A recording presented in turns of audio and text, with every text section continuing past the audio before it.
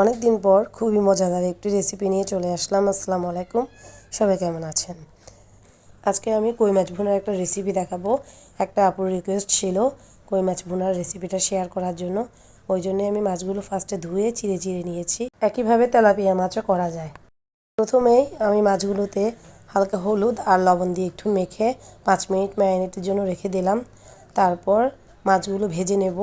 খুব বেশি কড়া ভাজবো না। এই যে দেখুন মাছের কালার লালচে লালচে ভাব যখন হবে ঠিক তখনই নামিয়ে ফেলবো।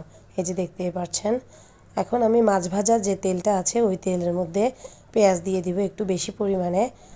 পেঁয়াজগুলো যখন হালকা নরম নরম হয়ে আসবে ততক্ষণ পর্যন্ত অপেক্ষা করার পর আমি দিয়ে দিলাম লবণ পরিমাণ মতো, দিয়ে দিলাম 1 চামচ মরিচ গুঁড়া, আধা চামচ হলুদ গুঁড়া, আধা চামচ থেকেও কম জিরা গুঁড়া, আর দিয়ে দিচ্ছি 1 চামচ রসুন পেস্ট।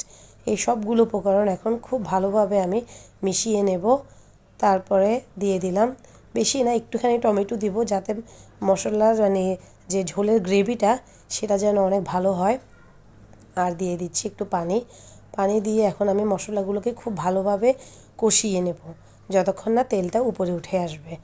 তেল উপরে উঠে আসার পর এই যে দেখুন আমার মশলা খুব ভালোভাবে কষে গেছে আর তেলটাও একদম উপরে উঠে এসেছে। ঠিক এ পর্যায়ে আমি মাছ ভেজে রেখেছিলাম যে ওগুলো দিয়ে দিলাম, আর এগুলো দিয়ে আমি একটু ভালোভাবে নেড়ে চেড়ে নেব। এই যে দেখুন খুব ভালোভাবে নেড়ে চেড়ে নেব।